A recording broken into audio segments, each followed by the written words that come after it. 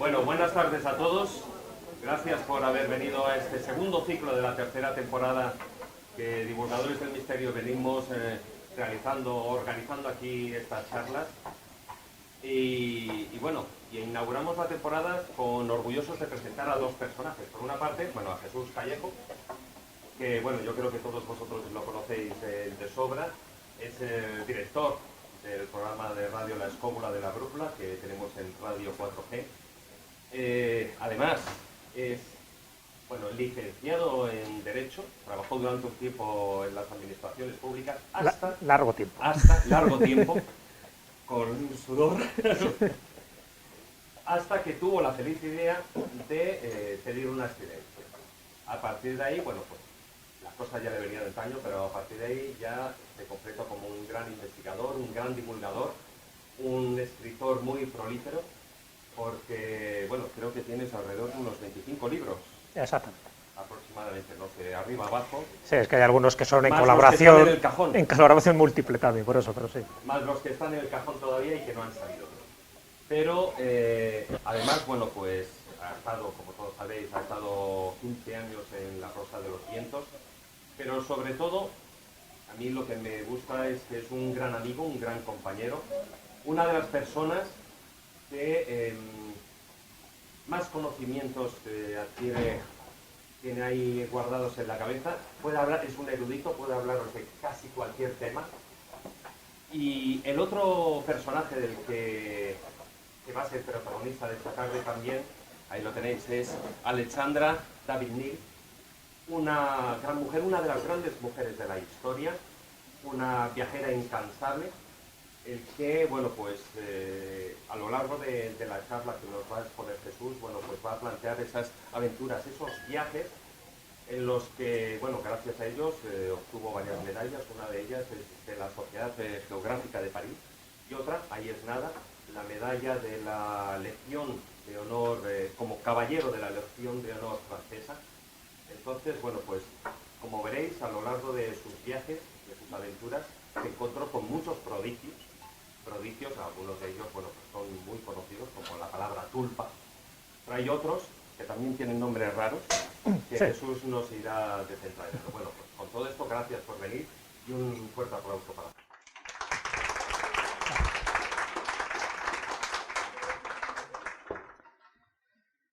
Bueno, con vuestro permiso, esto de la petaca. Ay. Me siento, daros la bienvenida a todos, dar las gracias a Divulgadores del Misterio, dar las gracias a David por esta presentación. Vamos a hablar de otra David también. Y sobre todo, pues eso, ser conscientes de que estamos en un día muy especial, el Día de los Enamorados, y además el día que empiezan los carnavales, con lo cual no sé si está relacionado una cosa con otra, pero es bueno tenerlo en cuenta. Por muchísimas razones, este es un día festivo, un día de jolgorio, pero un día también de esos que hay que meditar, ¿no? Porque cada día siempre es especial y con independencia de lo que digan los grandes centros comerciales, el Día de los Enamorados, evidentemente hay que celebrarlo siempre, aquel que está enamorado, y no por casualidad, hoy vamos a hablar de una gran enamorada, pero no porque tuviera un amor del que siempre hizo gala, nuestra querida Alexandra, porque la verdad que los hombres no es lo que más la tiraba, pero sí era una gran enamorada de la vida, una gran enamorada de la naturaleza. Para mí es lo sorprendente de esta mujer, ¿no? Que Alexandra David Neal desde el primer momento manifestó una pasión, un amor y una devoción por todo lo que la rodeaba. Y fruto de eso, se sintió tan incómoda desde el primer momento, y eso que tenía una vida placentera, que realmente empezó a buscar, empezó a indagar y sobre todo empezó eso, a enamorarse de la vida, que es uno de los principios del decálogo de Hemingway, ¿no? El decálogo del escritor, de los 10 principios básicos que decía Hemingway, otro enamorado de la vida, uno de esos era mézclate estrechamente con la vida y permanece siempre enamorado. Yo creo que esos dos principios los tenía perfectamente a gala Alexandra David Neal. No David Neal, como muchas veces se dice, porque ella era francesa. Una francesita que nace en octubre de 1868, ni más ni menos, y muere en septiembre de 1969. Muchos dicen que vivió 101 años, no vivió 101 años por nada, por mes y pico, ¿no? Pero desde luego llegar a los 100 años de edad, como llegó esta mujer, y pasando todo lo que ella pasó, es todo un milagro, ¿no? Pero sobre todo yo creo que es el ejemplo perfecto de una mujer de bandera, de una mujer de las que hay que tener como referencia. Pero no solo las mujeres, sino cualquier ser humano, por todo lo que luchó, por todo lo que supo, por todo lo que divulgó, por todo lo que trabajó. Y además, siendo mujer en aquella época, la dificultad era doble, como os podéis imaginar. Se han hecho muchos libros, muchas biografías sobre ella. Estas son algunas de las referencias. Por desgracia, en español prácticamente no hay nada como biografía, me refiero. Prácticamente todas las biografías son inglesas, son, por supuesto, francesas. Ahí tenéis 3 ejemplos, ¿no? La de Jennifer Lisier es la que, desde mi punto de vista, más completilla. Y luego las obras que ella fue dejando, ¿no? Distintas obras a lo largo de su vida, de esa larga vida. Hay algunas más o menos conocidas, Inmortalidad y Reencarnación no es de las más conocidas, Textos tibetanos inéditos. Yo me he traído aquí 4 obras de ella, que luego para quien quiera echar una ojeada, la verdad es que también merece la pena, ¿no? El tocar, el tacto con la obra, porque detrás de cada obra está también el espíritu del autor, ¿no? De alguna forma también el espíritu de Alessandra está ahí. Ahí tenéis Feminismo y Libertad, una de las obras menos conocidas, porque ella desde el primer momento reivindicó, ¿no?, el papel de la mujer a través de la China misteriosa. Varias obras, ¿no? Luego haré referencia a las que yo considero que son mucho más importantes y las que han marcado un hito dentro de esa literatura de viajes. Aquí pensaréis que esta es Alessandra David-Nin, no es, esta es su madre, pero lo he puesto para que veáis que al final ella se parecía como un calco a su madre, ¿no? Su padre era un francés hugonote, que bueno, prácticamente no sabía qué hacer con la chiquilla. Su madre, francesa, pero de ascendencia escandinava. Me hizo gracia porque cuando yo vi la foto de su madre y vemos las fotos de Alessandra, y he traído unas cuantas, he intentado recoger la mayoría de las fotos que he podido y además a una cierta resolución de Alessandra David-Nin, que no son muchas, como bien sabéis, pero bueno, sí he intentado rescatar todas las que he podido para que vayamos viendo un poco su transformación. Pero bueno, aquí tenéis a su madre, donde se ve claramente ya los genes de Alessandra, como poco a poco se fue pareciendo a ella, a pesar de que su problema con los kilos fue una constante en su vida, ¿no? Tan pronto estaba más gorda, más delgada, claro, con las caminatas que se daba y con la dieta tibetana que tenía, él era complicado, ¿no? Aquí la tenéis a Alessandrine, Louise Alessandrine Marie David. Este es el nombre de ella de pequeña. El Nil se asocia cuando ella se casa posteriormente con un ingeniero ferroviario. Por aquí tenéis a Louise Alessandrine, un amor de niña, pero ya dándole vueltas a la cabeza porque incluso a los 2 años ya se escapaba de casa. No iba muy lejos tampoco, pero ya tenía tendencia a irse a indagar en los jardines ajenos, ¿no? Así que fue un quebradero de cabeza para sus padres desde el primer momento. Esta chiquilla con cara angelical, ya desde los 15 años ya empezó a tener sus aventuras, ya se fue a Holanda, cruzó el Canal de la Mancha, se fue a Inglaterra, estuvo, pues eso, viviendo sus aventuras, hasta que se la terminaba el dinero y otra vez tenía que volver para casa. Ella nace en París, pero a los 5 años sus padres se tienen que ir a Bruselas y está en Bruselas durante todo ese tiempo y desde Bruselas es donde hace sus escapadas, ¿no? Y prácticamente ya con 15, 16, 17 años ya ha recorrido gran parte de Europa, porque era así, la chica, era inquieta. Ahí la tenéis vestida de señorita, que no le gustaba nada, y sobre todo ponerse los corsés. Ella renegó de los corsés, así lo cuenta en alguna de sus cartas, pero claro, allí en el Tíbet no tuvo ningún problema y es cuando ya se dejó liberar a todos los niveles, ¿no? Pero cuando llegaba a Europa, pues sí, tenía que ponerse el corsé y no le gustaba absolutamente nada, y eso que aquí todavía pues tenía un cierto tipí, pero es verdad que ella, por tendencia, por eso os he puesto la foto de la madre, tendía a una cierta obesidad. Aquí lo tenéis, una niña bien, pero esto la reventaba. Este tipo de fotos, de pose, de vida acomodada, la fastidiaba muchísimo.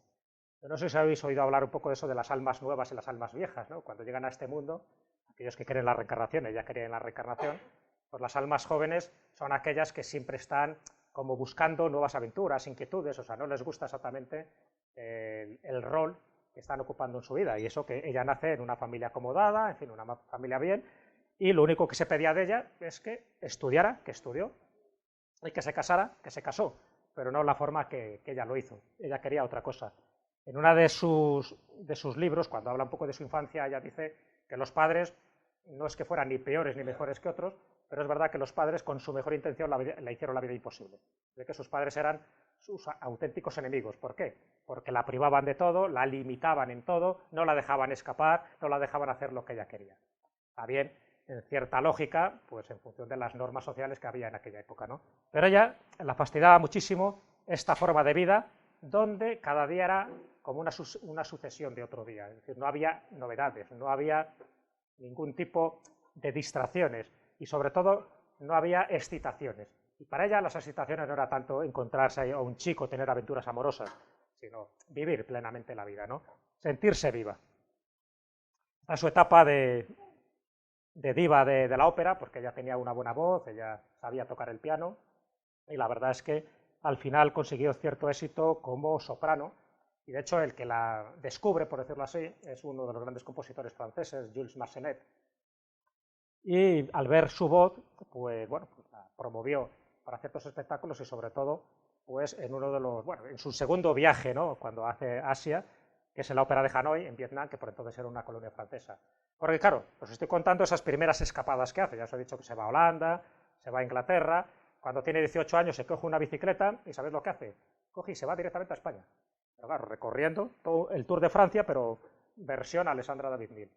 Se viene hasta España, hace unos cuantos kilómetros por toda la zona norte de España, luego recorre toda la Provenza francesa, se va al Monte Saint Michel, bueno, hace todo un periplo hasta que vuelve otra vez a Bruselas. Esta era Alessandra David-Mills, o sea, es una mujer inquieta, se podría decir un culo inquieto, tenía que hacer siempre cosas, tenía que vivir, descubrir, ¿no? Y es verdad, bueno, y justo cuando ya tiene un poco de dinero, se larga a la India, es su primer contacto con la India. La verdad que ese primer contacto que tiene con la India, según ella, no es muy agradable, porque allí solo ve unos cuantos templos, ve a una serie de santones que ella visitaba, pero claro, como estaba limitada por el dinero, en el momento que se la termina el dinero, ya no puede ver más, tiene que volver otra vez al refugio de su hogar, con el cabreo consiguiente de sus padres, pero no le acaba de gustar esa India, ella tiene la necesidad de volver otra vez a la India y descubrirla como realmente hay que descubrirla, que es estando allí y sin preocuparse del dinero y sin preocuparse del tiempo. Por eso esa segunda vez que va a Asia es cuando va a Hanoi, a Vietnam, y va, pues eso, como soprano y como una de las divas de la ópera, que era una mujer además fascinante en ese sentido. Esta es una de las fotos, además. El problema de esta mujer es que vino, regresó, tiene muchísimos periplos en su vida, claro, con 101 años prácticamente os podéis imaginar, ¿no? Aquí estaría en la casa que ella al final llegó a comprar, bueno, no en París y no en Bruselas, que es donde ella le gustaba, sino en Digne-les-Bains, que es una localidad muy cerca de los Alpes, muy cerca de Niza, en la Costa Azul, donde realmente ella siempre se refugiaba cada vez que regresaba a Europa, ¿no? Aquí tenéis otra de las imágenes de esta mujer. Ya va siendo cada vez más mayor, porque la verdad es que toda su infancia, su juventud, desde su punto de vista, la perdió a pesar de la cantidad de los viajes que hacía, pero para ella no lo consideraba como muy oportuno. Hasta el punto de que una de las veces, bueno, ella en sus inquietudes intelectuales, para que os hagáis una idea, ella era anarquista y además así lo reconoció. Ella escribió un libro sobre anarquismo, alabando las bondades del anarquismo, incluso se lo prologó uno de los grandes anarquistas de la época, que era un geógrafo, que era Eliseo Reclus. Se lo prologa y ella está convencida que el anarquismo es la forma de vida, claro, ya os podéis imaginar, por la forma de ser que ella tenía, el anarquismo para ella era lo ideal, o sea, rehuía cualquier forma de norma o de obligación. Ella lo que quería era ser un espíritu libre. Así que es anárquica, escribe un libro sobre anarquismo, ningún editor se lo quiere publicar, porque, bueno, ¿dónde va esta señorita aquí francesa diciendo que el anarquismo es la sociedad más pura y más libre? Pasan de ella, al final lo logra publicar, pero bueno, con sus ahorros, pero es un libro que pasa sin pena ni gloria en aquel momento, pero luego con el tiempo se convierte en una especie de Biblia para los anarquistas, ¿no? Sobre todo cuando Alessandra empieza a tener cierto renombre. Así que para que veáis un poco ese pensamiento de esos primeros años, que es importante que lo tengáis en cuenta, para que veáis cómo fue un poco su devenir en la historia, ¿no? Pero bueno, lo del anarquismo la vino bien durante esos años de juventud, hasta que en el año 1900 ella que ya tenía sus 30 y tantos años, ella se va a Túnez y en Túnez encuentra al que luego sería su marido, que es a Philippe Nil.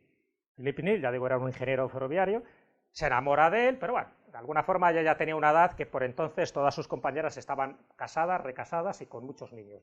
Y ella todavía rehuía, o sea, no quería casarse, pero bueno, llegaba un momento en que ella se daba cuenta de que o se casaba o había ciertas cosas que ya no podía hacer, ¿no?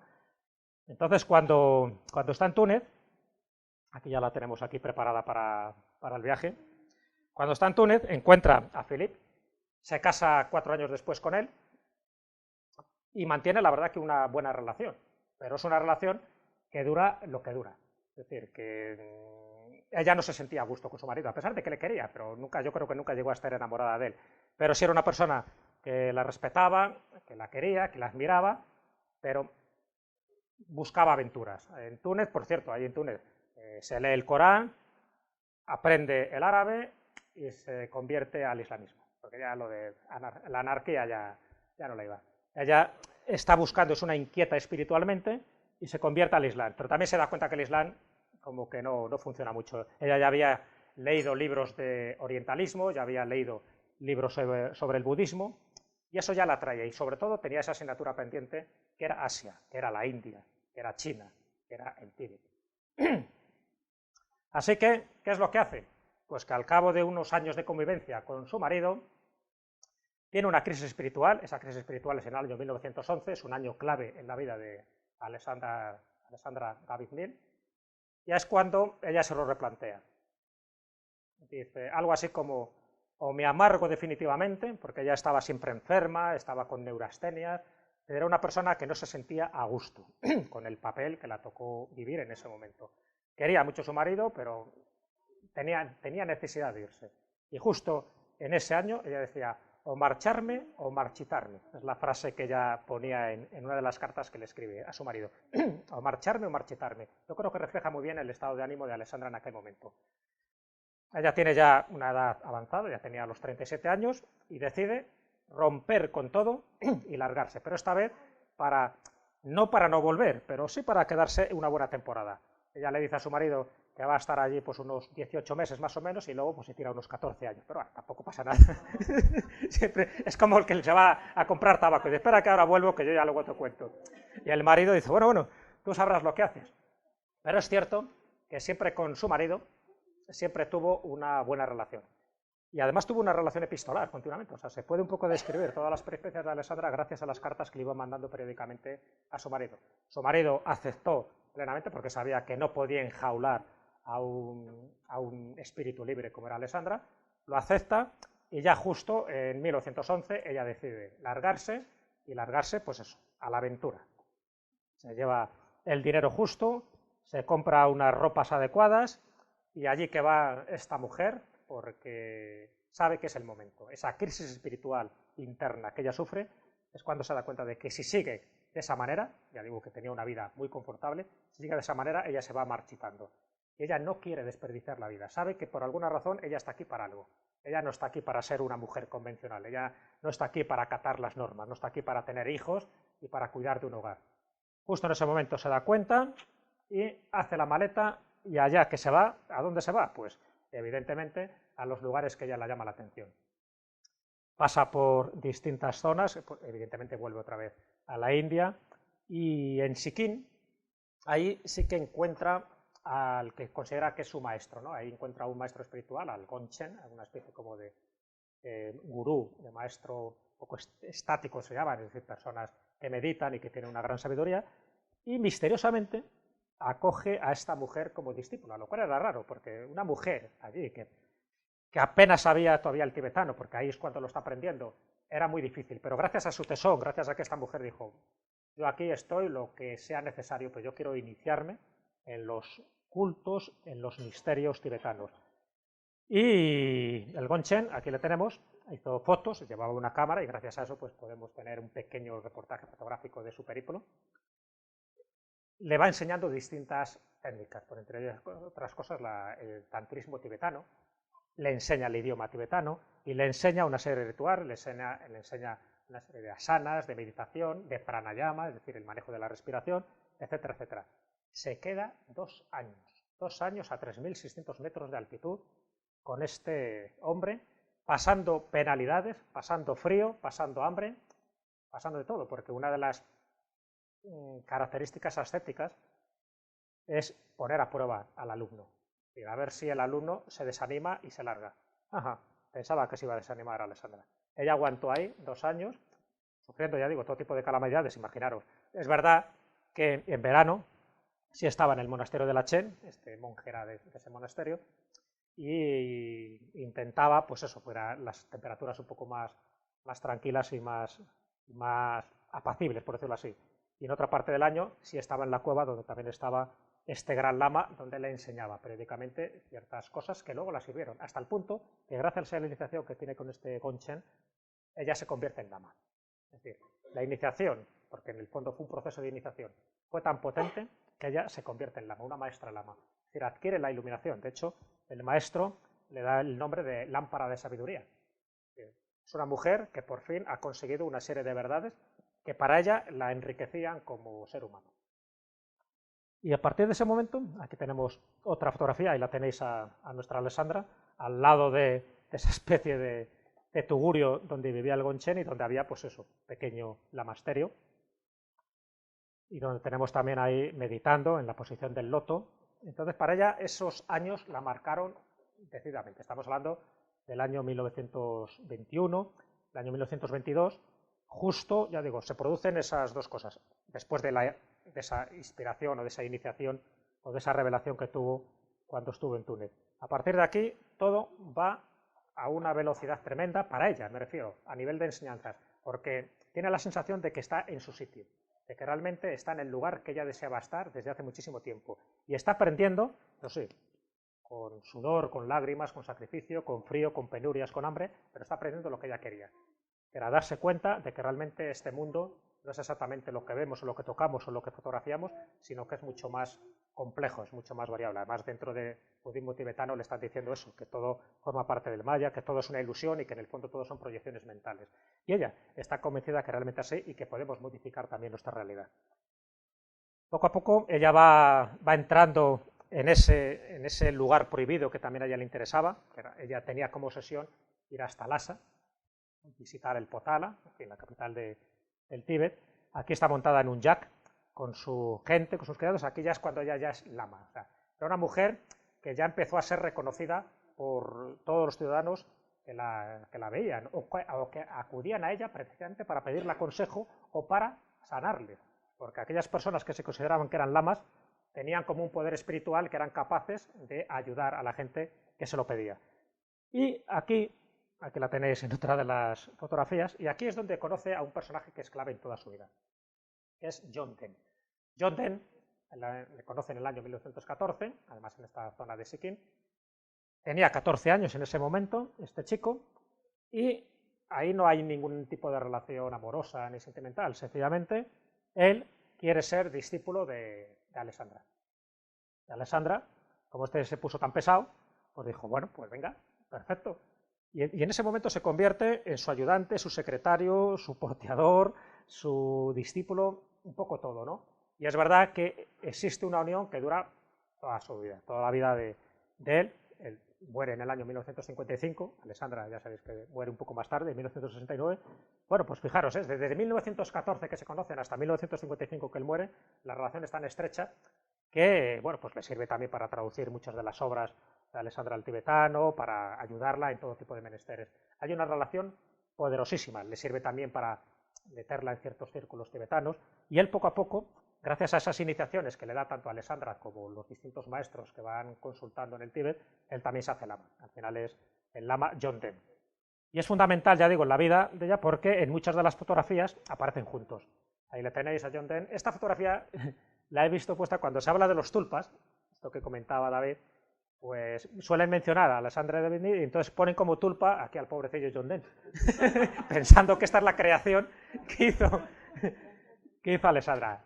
Para nada, este es John Den, el gran lama, su gran amigo, su gran discípulo, pero este no es ningún tulpa. Luego os comentaré un poco su aventura del tulpa, ¿no? Pero bueno, esto es una foto clásica, donde incluso aparecen las portadas de algunos libros, pero que fue realmente su discípulo y con el que hay que tener en cuenta. No se entendería la vida de Alexandra David-Néel sin la participación de John Donne. Aquí le tenéis ya convertido en lama, porque él siguió su camino iniciático, pero él vio a Alexandra no solo como una amiga, como una compañera, sino realmente como una maestra. Es decir, realmente fue Alexandra la que le inició a él también en muchos de esos misterios, igual que él le abrió las puertas a lugares que en principio estarían prohibidos. Pero bueno, Alexandra, ya digo, tenía un objetivo. ¿Cuál era el objetivo de Alexandra? Lhasa, ¿no? ¿Y por qué? Fijaros, no tanto por ver la ciudad, que la daba exactamente igual, ella pensaba que Lhasa tampoco tendría más misterio que cualquier otra de las ciudades que ya conocía. ¿Sabéis por qué lo quería ver? Porque estaba prohibido, porque se lo habían prohibido. Por entonces el Tíbet era una administración británica, todavía faltaban unos cuantos años para que China invadiera el Tíbet, que fue en el 59, pero en estos años, que estamos hablando de los años 20, pues los británicos no querían presencia extranjera, entre otras cosas para que no vieran las barbaridades que se estaban haciendo allí en el Tíbet. Y basta que se lo prohibieran, Alexandra dijo, yo voy, con un par de ovarios.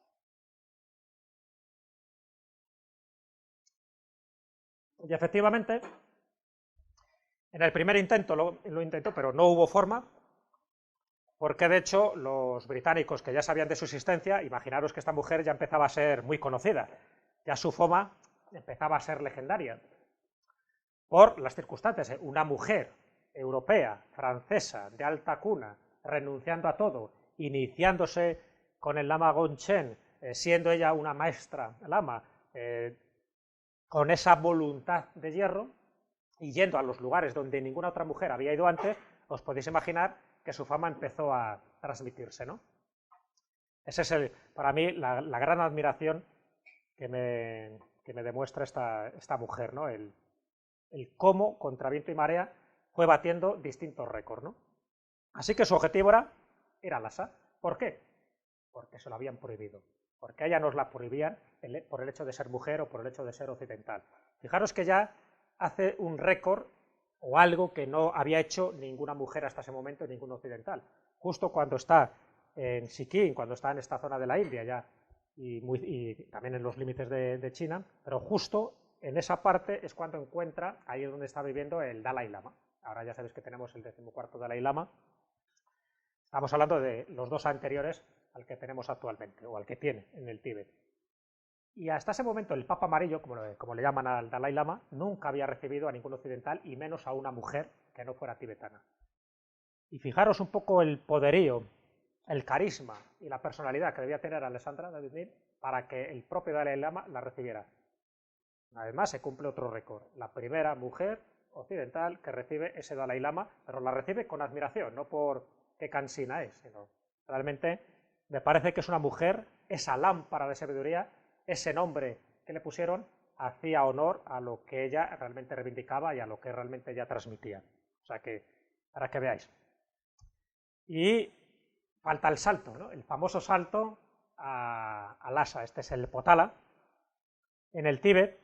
Esta no es foto, evidentemente, de Alexandra, pero sí tengo una foto donde ella se hace, ella misma, uno de sus portadores, se hace la foto. Pero aquí hay toda una aventura, ¿no? Intentaré resumirla muy rápidamente, porque ella lo describe todo en un viaje, en un libro que se llama Viaje a Lhasa, o Peregrinación a Lhasa, ¿no? Hay distintas versiones según que lo traduzca. Y ahí cuenta un poco sus peripecias. Imaginaros, estamos en el año 1921 y ella emprende ya el camino hacia el Tíbet, pero no por el camino más rápido, ¿no? Desde la India, sino que tiene que pegar un rodeo para evitar precisamente los controles británicos. Evita los controles británicos, pero os podéis imaginar, altas montañas, estamos hablando de altitudes de más de 4.000 metros, bandidos por todos los lados, hambre, fieras, todo tipo de alimañas que se iban encontrando, en fin, escasez de alimentos. Aquello debe ser una penuria. Ella pensaba, había calculado unos 3 meses más o menos, desde donde estaba hasta llegar a Lhasa. 3 meses. Tardó 3 años. Ella tenía otro problema. Dice, yo no puedo ir de la forma que ella iba. Es decir, aunque ella tuviera una túnica naranja, aunque ella fuera como una lama budista tibetana, se la reconocía claramente que era una mujer occidental, aunque supiera tibetano, pero se la reconocía. Ella no podía ir así. Así que dijo, nada, yo me disfrazo como sea. Ella iba a entrar en Lhasa a toda costa, sabiendo que era si lo conseguía, era la primera mujer occidental que lo hacía, jugándose la vida, por supuesto, porque si la descubren, la dejan allí para el resto. Así que, ¿qué hace? Se pone una coleta, esa coleta, bien, pues eso, cogiendo pelo de Jack, se coloca una coleta. El pelo con tinta china para que sea más negro todavía de lo que tenía ella el pelo. La cara y las manos untadas de hollín. Aparenta ser una pordiosera. Y como es mujer, ella se hace pasar como criada del lama Yonde, de su discípulo. Entonces el lama es como aunque era más joven, ¿no? Pero bueno, es el que va, y esta, que va de mendiga, de pordiosera, es como su criada. Y así va recorriendo kilómetros y kilómetros y kilómetros. A veces se tiraban unas 15, 16 horas diarias caminando, un esfuerzo tremendo, ya se quedó prácticamente en los huesos, sabemos decir, dice, me toco la piel, de quién me ha visto y quién me ve, ya que siempre ha sido muy oronda, pues en aquella época os podéis imaginar, la piel solo cubría sus huesos, delgada, hasta el punto que cualquier esfuerzo, cualquier sacrificio la merecía la pena. También es verdad que ella ya estaba versada en este tipo de técnicas orientales y de técnicas tibetanas para conseguir mantenerse en circunstancias muy extremas, ¿no? Eso es lo bueno que tiene también la meditación, el que puedes llegar a cosas que otras personas no llegarían. Pero aún así, las penurias fueron tremendas, hasta el punto que esos 3 meses se convierten en 3 años, y fijaros, en la Nochebuena de 1923, es decir, cuando ya tenía Lhasa a tiro de piedra, ella cuenta, para que os hagáis una idea, ¿no? Como anécdota, cómo no tenían nada que comer. Ella había partido, pues iba con Yonde, con su discípulo de toda la vida, iba también con 2 monjas tibetanas que la habían seguido hasta cierto camino, iba con 7 mulas, con un criado. Bueno, cuando llegan hasta allí, ya ni las 2 monjas, ni los criados, ni las mulas, ya no tenía nada, solo tenía Yonde. O bien, algunos se habían precipitado al vacío, otros habían muerto, otros se habían ido aburridos ya porque veían que era una empresa prácticamente imposible. Bueno, pues en la Nochebuena de 1923 no tiene prácticamente nada que comer y coge su suela de zapato y se prepara una sopica, ahí con los cordones, con la bota, con agua, que el agua es del hielo, y tan ricamente. Dice que una de sus mejores nochebuenas. No tenía nada que comer, estaba totalmente famélica, y esa sopa de caldo de suela pues ya es antológica, ¿no?, para la historia de los grandes viajeros. El hecho es que por fin, con esa pinta, con esa facha, llega hasta Lhasa, de mendiga, nadie reconoce, o por lo menos nadie sospecha, que pueda ser una mujer occidental, y cuando llega allí, le dice a uno de los tibetanos que pasa por allí, dice, hazme una foto, que yo esto lo quiero inmortalizar. Y me haces la foto con el potala detrás. ¿Queréis ver esa foto? Ahí la tenéis. Ahí la tenéis, o sea, que no se parece a Alessandra. Ella quiso reivindicar ahí su presencia y que lo había conseguido, ¿no? ¿Eh? No, yo creo que es la que está aquí. ¿No la ves? Totalmente teñida de hollín, totalmente con un sombrerito típico tibetano de aquello y tal.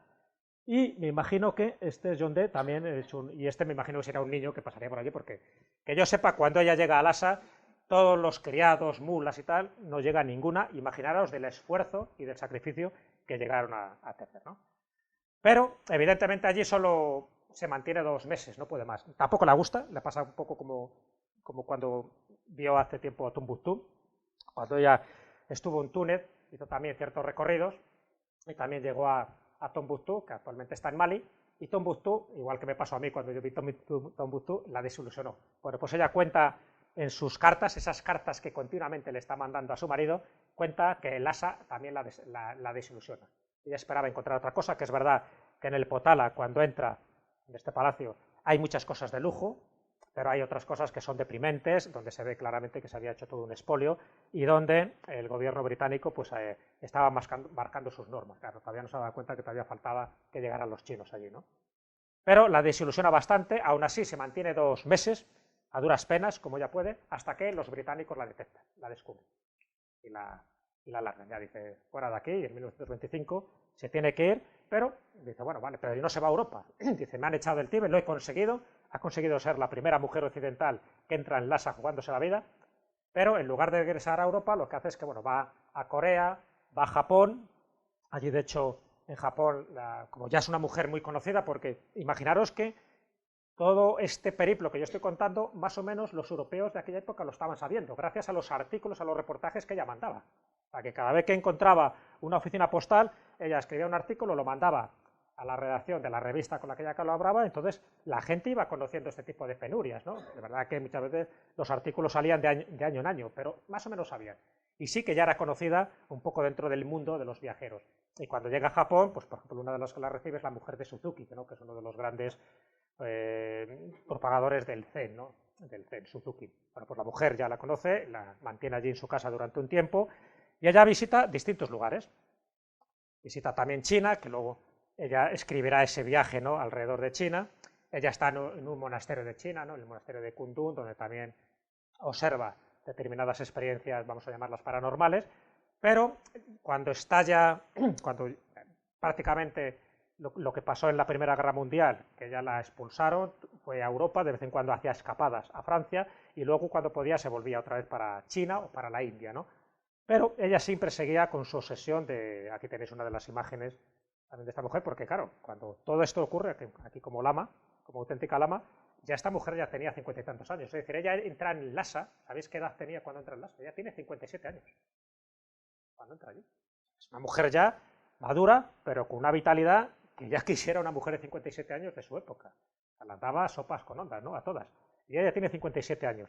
Pero es cierto que cuando ya se tiene que ir a China, en China no era la situación más adecuada, porque se produce ahí un conflicto, hay una invasión de Japón a China, en fin, los japoneses intentan imponer sus normas a los chinos, ella se tiene que largar en el año 1938 y al poco, como bien sabéis, pues también estalla la Segunda Guerra Mundial. A partir de ahí ella sí espera que termine la Segunda Guerra Mundial y a partir de 1945, aquí la tenéis en sus mejores momentos, a Yoronda, antes de llegar al Tíbet, para que veáis un poco cómo fue cambiando un poco de fisonomía. En el diario de viaje, que es donde cuenta un poco todo este tipo de peripecias que os he dicho, y justo aquí en su casa ya de Digne-les-Bains, pero ya cuando termina la Segunda Guerra Mundial, de alguna forma está refugiada en cierta refugio China que ella controla y que sabe que no son peligrosas, pero ella no puede volver a Europa hasta que no termine la Segunda Guerra Mundial porque era de un futuro incierto. Además, imaginaros, ¿no?, cómo estaba Francia, la Francia de Vichy, la Francia de Pétain, en fin, no le apetecía para nada, después de lo que había recorrido, tener que ir ahí a un régimen totalmente dictatorial, totalmente nazi, que es la Francia de aquel momento. Pero ella al final sí que regresa, y a partir de ahí, con distintas escapadas que ella hace, pero a partir ya más o menos del año 1946-47, siempre con su acompañante John Dee, por supuesto, aquí le tenéis en uno de los viajes, y tenéis a John Dee ya mayorcito, y aquí tenéis a Alessandra David, pues ya se queda en su casa, en esta casa que ya había comprado ella hacía unos cuantos años, que es en Digne-les-Bains, ya digo, ahí en la Costa Azul, donde se dedica a traducir la cantidad de textos tibetanos que ella había traído, que había traído muchísimos, podéis imaginar, además tenía mucho interés en poderlos traducir, y luego darlos a conocer pues, en los distintos libros que ella ha ido publicando, ¿no? Magia de Amor y Magia Negra, Iniciaciones iniciados en el Tíbet, o Las enseñanzas secretas de los budistas tibetanos, entre otras obras. Ella escribió 30 obras. Imaginaros también lo prolífica que fue en estas facetas. Pero ya entramos un poco en la última etapa de su vida, y la última etapa de su vida, que ya tenía ya 70 y tantos años, claro, como vivió tanto, es que realmente ya vivió 3 o 4 vidas en lo que hubiera sido una vida normal para cualquiera. Ella 3 o 4 vidas y además de forma intensa. Esta es una de las fotos clásicas para que veáis un poco ya en su madurez y con esa sabiduría, ¿no?, que tenía. Esta es una de las fotos, por ejemplo, que se hizo en Calcuta, que ella vivió durante un cierto tiempo allí.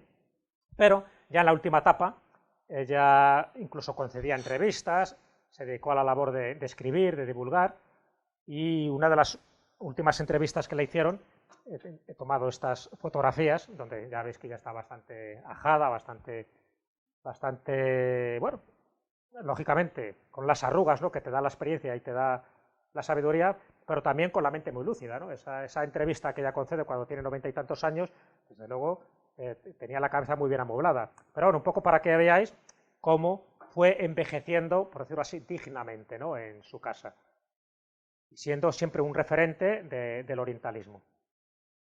Claro, eso es lo bueno, un poco el trasvase que tuvo esta mujer, ¿no? Ahora es un poco esta como la biografía, y ahora os contaré un poco algunas de esas experiencias que ella le tocó vivir, o por lo menos que describió. Lo importante es eso, que pasa de una mujer a ser anarquista, se convierta al Islam, se convierta al budismo, evidentemente todos estos años que os estoy relatando, ella era budista, era una lama budista, o sea que os podéis imaginar, pero dentro del budismo era el budismo tibetano, pero al final de su vida, cuando ya tenía sus 60 y tantos, 70 años, ella, yo creo que más que budista, yo creo que ya era una mujer cosmopolita. Yo creo que se dio cuenta de que prácticamente no había que profesar ningún tipo de religión para tener esa comunión, ¿no?, con la naturaleza, precisamente para sentirse vivo. De hecho, uno de los lemas que ella tenía, Alessandra David-Nin, es que, y que además lo escribió más de una vez, ¿no?, y sobre todo a su marido, bueno, su marido hasta que vivió. Su marido vivió hasta el año 45, o sea que imaginaros el tiempo. Y John Donne vive hasta el año 55, o sea que, claro, como vivió tanto, se le iban muriendo toda la gente querida. Pero una de las frases o de sus lemas es que la aventura era su razón de ser, ¿no? Ella todo lo dejaba en pos de la aventura, hasta el punto de que se cuenta, cuando ella tenía 100 años, ya muere a los 100 años, casi con los 101, pero cuando tenía 100 años renueva el pasaporte. Va a renovar, sí. Entonces, imaginaros, ¿no?, el funcionario. La mira de arriba abajo, dice, ¿el pasaqué? No, el pasaporte, así, con esa voz. Dice, ¿y cuántos años tiene usted? 100 años. Dice, ¿y quiere renovar el pasaporte? Sí, porque nunca se sabe. Ella sabía que iba a emprender otro viaje, pero no era un viaje que necesitara el pasaporte. Pero fijaros cómo es, que ella en ese momento tenía una secretaria, que era un poco como su mano derecha, y a la secretaria ya le había propuesto, cuando ya tenía 100 años, que ya tenía carnet de conducir la secretaria, que le diera una vuelta ahí por ciertas zonas de Francia, y la secretaria dijo, bueno, usted primero descanse y ya veremos, ¿no? O sea, que ella siempre tenía la obsesión de viajar y de moverse y de desplazarse. Entonces, eso para mí, el que alguien con esa edad todavía tuviera esa sensación, ¿no?, de plenitud, me parece increíble. Bueno, más o menos hasta aquí lo que es su biografía, de una forma muy rápida, pero bueno, yo creo que sirve para darnos cuenta de lo excepcional que era esta mujer. Pero mucha gente se acerca a Alessandra David-Nin a través de esta obra, Magos y místicos del Tíbet. Ella va escribiendo distintas obras, como os he mostrado, pero posiblemente haya dos que sean, desde mi punto de vista, las que más fama le dieron, o por lo menos las que más polémica generaron. Son estas dos. ¿Por qué? Porque cuenta cosas que un occidental no se lo podía creer. Dice, esta mujer me está tomando el pelo. Dice, sí, ya sabemos que ha viajado a todos estos sitios, pero lo que cuenta es un poco, para que os hagáis una idea, como las obras de Losam Rampa, ¿no?, cuando el tercer ojo y tal, hay que se lo crea. Está muy bien, y hubo mucha gente que se lo creyó hasta que se demostró que Losam Rampa de lama no tenía nada, ni de lonza ni de rampa. Vamos a ver, era un fontanero llamado Hoskin. Pero él se creó su película gracias a libros como Alessandra David-Nin. Losam Rampa se inspiró para muchas de sus obras en obras que ya estaban publicadas, en obras de gente que sí que realmente había estado en el Tíbet, gente que había estado en lamaserías, y él, con su imaginación, pues se fue inspirando por ahí y luego pues se pasó por lama. Bueno, pues esta mujer no. Esta estuvo realmente y fue una iniciada y además contaba cosas realmente sorprendentes. ¿Qué cosas? Aquí es un poco como la última parte de la charla que os quería transmitir, ¿no?, antes de entrar. Pues una lo ha contado David Sentinella. Hay palabras que hasta ese momento nosotros no teníamos constancia, no tenemos referencia, y gracias a libros como este, pues empezamos a conocerlas, o por lo menos a divulgarlas, ¿no?, o algunos los intentamos divulgar pues en distintas charlas o en algún que otro artículo.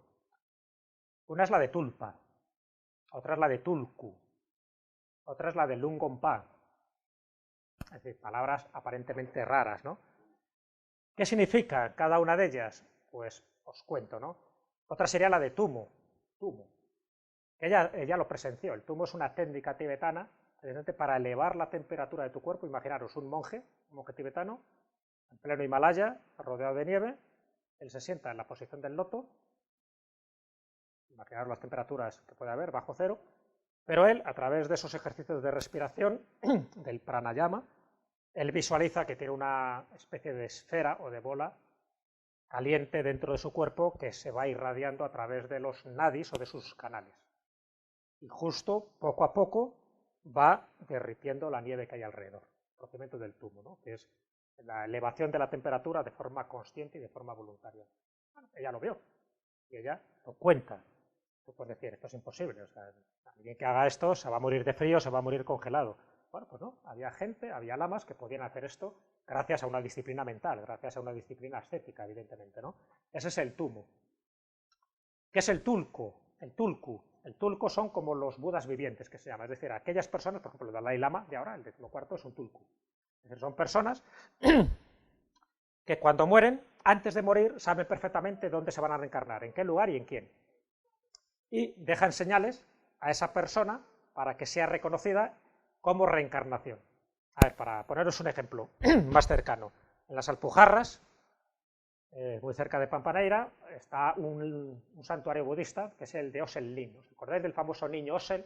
Tuvo tantos problemas y tal, Osel Ita. Bueno, pues en teoría él sería un tulku. ¿Por qué? Porque el lama Yese, que había muerto, había dejado una serie de claves que designaba quién iba a ser su sucesor, es decir, quién iba a reencarnarse, en dónde, cómo se llamaría. Y para eso, pues ya sabéis que tiene que pasar un ritual donde le ofrecen determinados objetos, del lama Yese en este caso, o del Dalai Lama, del anterior Dalai Lama, cuando, por supuesto, cuando es un niño, cuando todavía no se sabe que es el Dalai Lama. ¿Y cómo se sabe? A través de señales, a través de ese reconocimiento. Si realmente es un tulku, sí tiene que saber cuál es su molinillo de oración, cuáles son sus objetos personales, cuáles son incluso determinados giros o frases que hacía el anterior lama que murió. Eso es un tulku.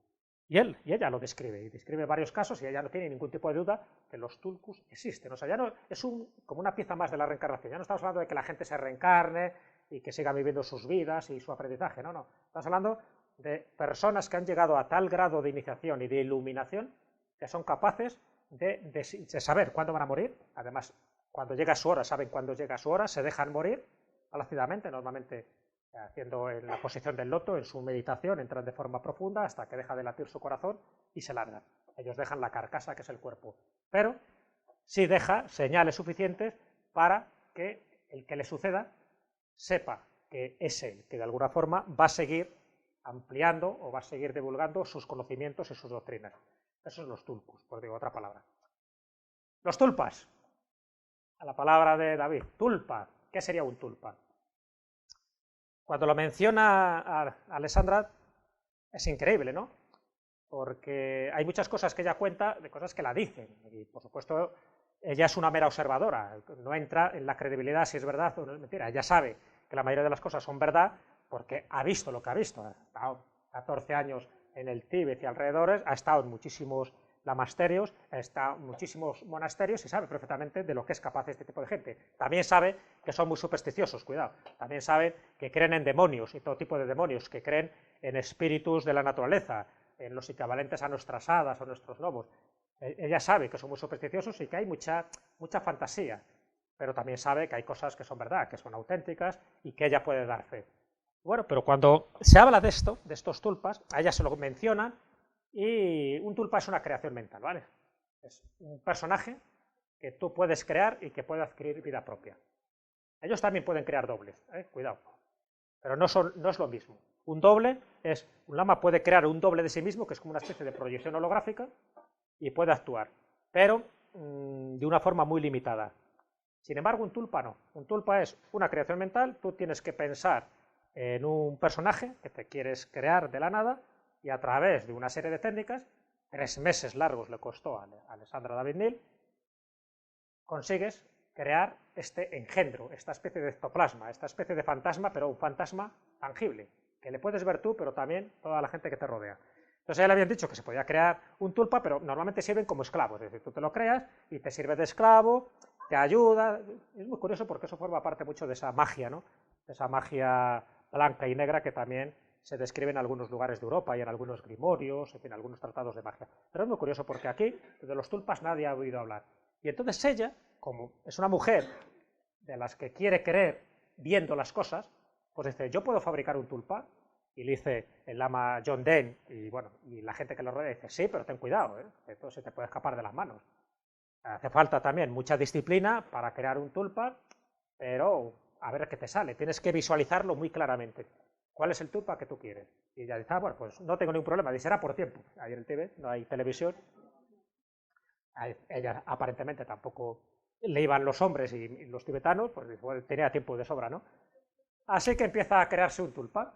Y entonces, ¿cómo se imagina? Pues se imagina un monje bajito, gordito, bonachón, y tras 3 meses de visualizarlo, una serie de técnicas concretas, al final crea el tulpa, crea un personaje. Y es así, bajito, bonachón, regordete, que va con ella a todos los lados como un esclavo, como un perrito faldero. Solo faltaba tirar una piedra, vete allí. Y bueno, y hasta ese momento le hizo gracia, porque además ella se dio cuenta de la capacidad que tenía para hacerlo. Qué bien, hombre. Acordaros que ya estaba iniciada, que era una mujer que ya tenía un poder mental bastante sustancioso, ¿no? Pero ¿qué pasa? Que a medida que avanza el tiempo, este tulpa va cogiendo confianza. Pues de vez en cuando la ponía la mano encima, oh, hola, estoy aquí, y yo, quítame. Que corra al aire. Y el tulpa coge más confianza. A Alessandra ya no le gusta eso, es que tenga como vida propia, como autonomía, porque normalmente los tulpas son como perritos, o sea, tú les mandas y obedecen, ¿no? Como una especie de golem, para que os hagáis una idea, como un golem. Tú le pones ahí la palabrita de, mira, hazme esto, llévame este caldero hacia no sé dónde, o me traes esta viga. Vale, pero llega un momento en que no, por la razón que sea, fue creando como una especie de autoconsciencia este tulpa. Hasta el punto que ya incluso su fisonomía va cambiando. Ya no es bajito, regordete, bonachón, sino que ya empieza a ser más delgadete, más famélico, con mirada más aviesa, más picarona, se acerca mucho más a ella y tiene comportamientos que ella no controla y que en principio la empiezan a dar miedo. Así que, claro, John Dell le dice, ya te lo dije, que cuidado con estos tulpas, que los carga el diablo. Y ella dice, ¿qué puedo hacer? Dice, pues elimina la creación, es la única forma. O sea, tú lo has creado, tú lo has traído del limbo, tú lo tienes que volver a esa especie de universo inmaterial. ¿Y cómo? Pues evidentemente con las mismas técnicas, pero al revés. El problema es que si tardó 3 meses en crear un tulpa, esta vez tardó 6 meses en deshacerse del tulpa. Y el tulpa, como cada vez más cabreado, porque sabía perfectamente que estaba haciendo todas las técnicas para que él se desintegrara, y él no quería, porque de alguna forma había adquirido una cierta autoconciencia. O sea que esa es un poco, de forma resumida, la aventura que tuvo con el tulpa y cómo, lejos de ser una teoría o de ser un tipo de doctrina que iban diciendo los lamas tibetanos, pues se convirtió en realidad y así lo describe en este libro. O sea, siempre queda la duda de decir, bueno, a lo mejor se lo ha inventado de cabo a rabo. Yo creo que no. Porque otra de las cosas que ella describe, y que además ella es testigo presencial, es con los Lungompa. No con los Umpa Lumpa, de Charlie la casa de chocolate, no. Los Lungompa. ¿Quién son los Lungompa? Esto sí que son... Si el tulpa ya es raro, que esta palabreja yo creo que no la tienes controlada, es más rara. Con vuestro permiso, antes de entrar en Lungompa.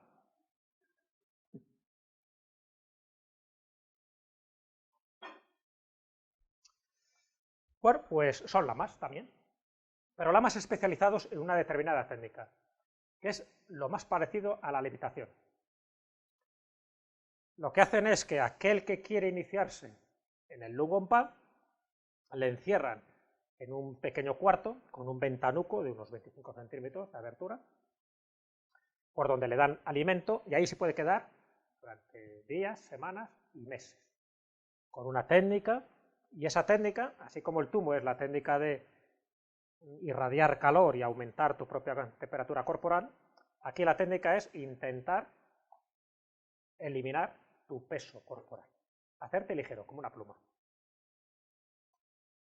Y dicen que si realmente consigues hacer bien la técnica, después de meses, incluso se habla de 3 años, tú podrías salir por esa rendija que tiene ese pequeño cuarto. Y te podrías posar encima de una espiga, sin que la espiga se doblara. Esa es la técnica y esa es la teoría. Pero ¿qué ocurre? Ella había oído hablar esto, pero bueno, dice que una de las veces iba con su compañero John Dell por una de las altiplanicies tibetanas y ve a lo lejos un punto negro. Entonces ella coge sus binoculares, los de la época, Y empieza a mirar, porque ve que es un punto negro que se mueve con mucha rapidez, mucha velocidad.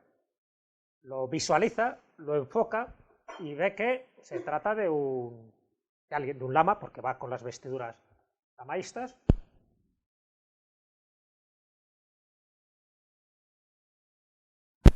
Y John Dee, que sabía perfectamente todo este tipo de personajes que no se dejaban ver, normalmente no se dejan ver, pero dije, casi seguro que será un Lungompa. ¿Qué es eso? Un Lungompa.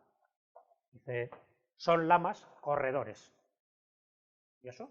Entonces ella ve que ese punto negro se va acercando, con lo cual ya llega un momento que no necesita los binoculares, no necesita los prismáticos. Y cuando lo ve más cerca, ella iba además a caballo con John Dee, cuando lo ve más cerca se da cuenta de lo que hace. Es una persona que no es que vaya levitando, pero va dando saltos. No sé si habéis visto la película Tigre y Dragón. Bueno, pues lo de Tigre y Dragón, una chorrada comparado con esto. Porque pegaba unos saltos, cada vez que daba el salto, como si fuera un péndulo, hace pum, recorría bastantes centenares de metros, pum, pum, y la otra se quedó asombrada. ¿Cómo puede ser? De hecho, cuando ve que se acerca, ella le mira fijamente. Por supuesto, el Lungompa no para, pero le mira y ve que está como en trance, es decir, no tiene ninguna sensación de fatiga, de cansancio, y él tiene la mirada puesta en un punto como al infinito y a lo alto, ¿no? O sea, imaginaros como impertérrito, dando este tipo de saltos periódicos, pum, pum, como un péndulo, totalmente tranquilo, sin ningún tipo de esfuerzo y con la mirada fija a un punto indeterminado del espacio. Eso es lo que ella vio en la primera vez que vio un Lungompa, porque tuvo una segunda ocasión. Bueno, lo que intenta es, como lleva a caballo, lo que intenta es perseguirle. Dice, bueno, como yo voy a caballo, voy a seguirle a ver dónde va. Imposible. Al poco rato, por mucho que azuzó al caballo, el Lungompa se perdió en el horizonte. Para que veáis la velocidad que podía alcanzar un Lungompa. Y ella lo ve, y ella lo describe en Magos y Místicos del Tíbet. Se queda totalmente asombrada porque, bueno, había oído hablar de ellos, pero una cosa es oír hablar de ellos y otra es verlos. Pero su segunda experiencia, al cabo de unos cuantos días, es que vuelve a ver a otro. Pero al que ve no está en movimiento. Está sentado en una roca y con unas cadenas. Eso la sorprende. Entonces, se acerca, lo que le comenta John Dee, dice, ten cuidado, porque siempre están en trance. Si tú les despiertas, corre el peligro de que puedan morir. Algún tipo de sobresalto. Entonces ella se acerca sigilosamente, pero en el momento que está a una cierta distancia, el Lungompa es como que recobra un poco su conciencia y se larga, pero se larga con las cadenas. Y ella nota, oye, cómo las cadenas, el ruido se va alejando en el tiempo, pero haciendo lo mismo que ella vio, es decir, pegando unos saltos, unos brincos, lo más parecido a la levitación, pero siempre con ese punto de apoyo que le sirve como si fuera un balón, como si estuviera rebotando. Pom, pom, pom. Y ella dice, ¿y por qué las cadenas? Dice, porque si no llevaran las cadenas, podrían correr el riesgo de estar flotando en el aire y eso sería muy peligroso para ellos, porque tienen que tener un contacto con tierra. Pero son los Lungompa. Tú lo cuentas y dices, esta mujer se ha fumado, se ha fumado, y si no se ha fumado nada. Fijaros, lo he traído un poco como curiosidad, ¿no? Ya voy terminando. Cuando hablamos de los tulpas, dices, bueno, vale, crear un personaje, crear a un ser de la nada, sencillamente por concentración mental, crear un personaje de un mero pensamiento, es muy extraño, ¿no? Pero ¿sabéis qué se hizo? Se hizo una prueba psicológica en este sentido. ¿Habéis oído hablar del fantasma Philip? Del grupo de Toronto. ¿El Berrocal? Seguro que sí. Este es el grupo de Toronto, año 1972-73, que se proponen. Las fotos son malas, pero bueno, es lo que había en aquel momento. Y lo que deciden es crear un fantasma. Es decir, crean la identidad de un personaje totalmente ficticio y ellos se ponen de acuerdo y dicen, bueno, pues venga, vamos a crear a este Philip, personaje del siglo XVIII que está casado con Dorotea, que no le hace muy feliz y que al final tiene una aventura amorosa con una gitana que al final pues acaba mal porque su mujer auténtica descubre cosas, mata a la gitana y él se acaba suicidando. O sea, fijaros qué dramón, que se inventan este grupo de Toronto, el grupo Nuevo Horizontes de Toronto. Así queda la cosa y entonces ellos empiezan a visualizar. Hay una especie de consigna entre ellos, es decir, venga, esta es la historia falsa que nos hemos creado, vamos a ver si lo podemos crear de la nada. Y ellos utilizando la Ouija, ¿no? Pasa las semanas, pasan los meses, no consiguen nada, se empiezan a desanimar y prácticamente ya cuando pasa un año después de hacer este tipo de técnicas, por supuesto nada que ver con lo que estamos diciendo de Alessandra, pero lo poco para que veáis un poco la referencia, sí que consiguen que un espíritu se manifieste en estas sesiones espiritistas. Pero no solo en la Ouija, sino la mesa empieza a moverse, empieza a oscilar, tienen un código tipológico que es si es sí, un golpe, si es dos golpes, vamos, si es no, dos golpes, y de esta forma entabla una conversación aparte de la Ouija. Y esa conversación es que, de alguna forma, se empieza a materializar, entre comillas, este Philip, este personaje, que el retrato robot sería este. Entonces, lo sorprendente es que, claro, empiezan a dar datos de alguien que en teoría no tenía que haber existido porque es una imaginación de ellos, pero como el fantasma Philip va dando más datos de los que ellos habían suministrado. Entonces va dando más datos de esta gitana, de la época que le tocó vivir, de su esposa Dorotea, de cantidad de cosas que luego se van confirmando que son auténticos, o sea, los datos históricos que van dando. O sea, por lo tanto, queda claro de que es una recreación suya, pero que de alguna forma sí que tiene una cierta identidad hasta el punto de que los datos que te suministran son auténticos. Bueno, las mesas empiezan a bailar, a oscilar, prácticamente a hacer de todo, precisamente por el impulso del espíritu de este fantasma Philip, que quiere manifestarse hasta que ellos se cansan, porque ya el Philip acaban hasta las narices y dice, venga, vamos a quitarle de en medio, igual que intentó hacer Alessandra David-Nil con su tulpa, y al final también desaparece. Se han hecho experimentos posteriores, más o menos en esta línea, pero el que más éxito tuvo fue este. ¿Qué quiere decir? Que si tú piensas en alguien, cuidado, porque a lo mejor ese alguien se puede materializar, que en el fondo es un poco lo que se dicen en muchas de estas doctrinas orientales, ¿no? El otro libro es este, yo tengo la otra versión de Magia de Amor y Magia Negra, pues son sus experiencias en un monasterio, en el Kundun, en China, donde ella, en China y también en el Tíbet, bueno, entonces ahí las fronteras estaban un poco difusas, se lleva de monasterio en monasterio, pero una de ellas, las que yo quería contaros, de las muchas que se cuentan en este libro, es lo que ella le cuentan y que ella considera que es verdad. Sabéis que hay una secta, una religión, que se llama la religión Bo, que es una secta, un grupo animista, que ya estaba antes de que llegara el budismo tibetano, y que luego el budismo tibetano pues, absorbe de alguna manera, ¿no? Y entonces estos Bo son tanto blancos como negros, por decirlo así, como un poco como la magia blanca y la magia negra, pero los Bo negros pues, son capaces de hacer verdaderas cosas extrañas. Una de ellas es conseguir el elixir de la inmortalidad. ¿Cómo conseguir el elixir de la inmortalidad? Para mantenerse jóvenes y lozanos durante mucho tiempo. Bueno, lo que la cuentan a esta mujer y que lo cuentan en este libro es espeluznante. De que cogen a una persona, pues siempre alguien del que nadie le eche en falta, le meten entre dos planchas, un poco lo que llaman la caja hueca, le meten entre dos planchas, vivo, y le dejan ahí hasta que se muera de hambre. No le dan de comer ni de beber. Le dejan ahí junto con otros cadáveres que ya habían metido anteriormente, es decir, imaginaros un poco el espectáculo dantesco, y esta persona, cuando muere, ahí le siguen dejando, o sea, nunca le sacan de esas dos planchas, pero esas planchas sí tienen unos orificios para que la descomposición, todos esos líquidos, vayan a un recipiente y eso es lo que luego se beben este tipo de brujos o de magos negros, ¿no? Y dice que con eso conseguían una cierta inmortalidad. Bueno, cosas de estas son las que se cuentan en este libro. Sorprendentes y que tampoco es plan ahora de entrar en detalles, incluso se habla en este monasterio de Kundun, ella comentaba de que desde el siglo XV había un árbol de las 1000 figuras, como lo llamaban, o el monasterio de las 1000 figuras. ¿Por qué ese árbol? Ella no lo iba a ver porque ya estaba desecado en aquella época, pero dice que en ese árbol las hojas tenían distintas imágenes de deidades budistas, y por otra parte tenían también el famoso mantra tibetano, el Om Mani Padme Hum, que incluso el padre Huk, que fue también uno de esos viajeros que pudo visitar el Tíbet a finales del siglo XIX, dice que lo llegó a ver y que vio en esas hojas cómo todavía esas inscripciones estaban. Alessandra duda un poco de todo esto, porque ya le parece raro que en cada hoja apareciera una deidad, una divinidad, o que apareciera este mantra sagrado, pero bueno, lo tenían como uno de los objetos más sagrados, como si fuera aquí una reliquia dentro del mundo católico o cristiano, ¿no?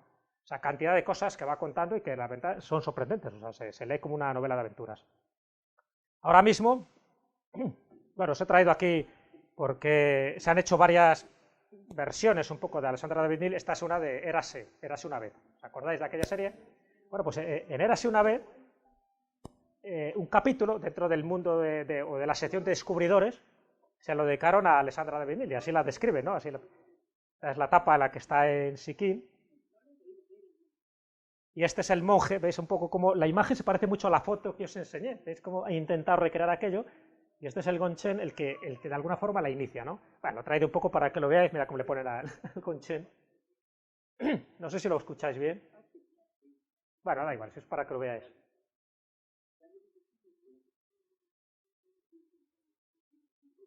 Se siente uno libre y sin temor, más importante que un príncipe, igual que un dios.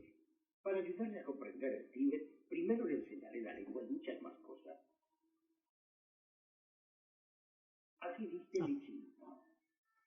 Hay que controlar la respiración. Se va medio cortando. Por ahí, como veis, poner los años un poco para que veáis los periplos y las imágenes y las escenas de las que ella realmente quedó enamorada, ¿sabes? Bueno, no pasa nada, se ha cortado, era solo para que vierais un poco pues, esas imágenes. Aquí tenéis una de sus frases, ¿no? En fin, que como veis, en internet pues de vez en cuando seleccionan frases de alguien conocido y esta pues es una de sus frases, ¿no? La obediencia es la muerte, cada instante en que el hombre se somete a una voluntad extraña es un instante arrancado a su propia vida. En el fondo revela también su personalidad. Ella decía en una de esas cartas que lo que la horrorizaba es que el ayer fuera igual que el mañana, es decir, que fueran días que no tuvieran ningún tipo de variación. Ella la encantaba el no saber a dónde ir, no saber lo que le deparaba el destino cada día, ¿no? Eso es lo que realmente la hacía sentirse viva. Para terminar, un poco la casa, que ahora se ha convertido en casa museo, la casa donde ella vivió, en Digne-les-Bains. Como veis, pues esa era la decoración, así es como ella vivía, en fin, con todos los tankas, que son esta especie de mapitas de mandalas, ¿no? También que sirven para la meditación, con ideogramas chinos, como no, es un poco fruto de sus viajes, esta alfombra, y con una serie también bueno, estas son cosas posteriores que se han añadido para ver un poco los vestuarios, los ropajes de los distintos lamas o de las gentes que ella conoció. Con el potala, con su gran potala y con su gran lhasa, ¿no? Que fue uno de sus objetivos, y con esta mujer, que ya digo, para mí es uno de los grandes referentes. Yo creo que con lo que hemos contado, con esta hora más o menos de lo que he contado, que como os podéis imaginar podría ser mucho más extenso, pero creo que puede servir un poco para glosar la vida, la personalidad, las aventuras asombrosas de una gran mujer que por suerte conocemos mucho de ella gracias a que ha escrito libros. Estoy convencido que ha habido muchos más viajeros, tanto hombres como mujeres, de los que prácticamente no sabemos nada porque o bien murieron en el intento o bien sus obras desaparecieron, pero de ella, por suerte, no es así. No es así y ella pues sí que nos ha dejado un legado que yo creo que es muy importante. Decía David que luego el gobierno francés la reconoce en todos sus méritos, ¿no? La nombra caballero, ¿no? De la Legión de Honor, la da pues eso, distintos homenajes, distintos honores, como la medalla de la Sociedad Geográfica de París, porque reconocen un poco el gran mérito. Es decir, si ahora nosotros conocemos un poco mejor el Tíbet, la China, sobre todo las iniciaciones y los secretos que se practicaban en aquella época, en aquella lejana época, porque estamos hablando de principios del siglo XX, es gracias a ella, que ha inspirado a muchísima gente, incluso inspiró un poco a la contracultura de Jack Kerouac, de William Burroughs y de compañía, ¿no? De Alan Watts, pues fue muy inspirada también por ella, porque en aquella época Alan Watts, por ejemplo, se convirtió en uno de los grandes orientalistas en Occidente y muy influenciado, también como él mismo reconoció como Alan Watts, muy influenciado por las enseñanzas y las doctrinas de Alexander de Bernini. Ella quiso, por voluntad propia, que al final sus cenizas fueran tiradas al río Ganges. Y efectivamente, tanto las suyas como las de John Dee, aunque fueron unos años después, porque ya muere en el 69, pero en el año 73 se cumple su último deseo y las cenizas de estos dos grandes personajes son arrojadas al río Ganges, ¿no? Precisamente para unirse en el cosmos. Ella tenía esa concepción del budismo de que todo en el fondo es una creación mental, de que no nos fiemos un poco de aquellos que vemos, porque ella pudo ver y comprobar en su propia vida que todo es cambiable, que las formas son mutables, que en el fondo lo que nosotros pensamos que es importante dentro del devenir del cosmos, todo es tan relativo, que si damos importancia a eso, o damos importancia a nuestra propia vida, o a lo que vamos a vivir en la Tierra, realmente no lo estamos disfrutando, que hay que despejarse del miedo, que hay que vivir con la máxima libertad que uno pueda. Por eso ella empieza como un alma joven y se convierte casi en un alma vieja, pero en una auténtica maestra, en una auténtica iniciada, en una auténtica persona, con independencia de su sexo, que sí que nos mostró que si queremos vivir, no nos quedemos siempre en la rutina, que la rutina es lo que mata la creatividad, que hay que viajar, y muchas veces para viajar tampoco hace falta ir al Tíbet, podemos ir a cualquier lugar con tal de que descubramos y que cada día sea una experiencia, que cada día sea un regalo, y ella no solo lo vivió en sus propias carnes, sino que lo intentó demostrar en sus propias obras. Yo creo que ese es el ejemplo que un poco nos ha dado. Hoy es el Día de los Enamorados, como os decía al principio, y yo creo que es un ejemplo de que ella se enamoró de la vida, se enamoró de la naturaleza. Y es lo mismo que decir que se enamoró, en definitiva, de todos los seres humanos.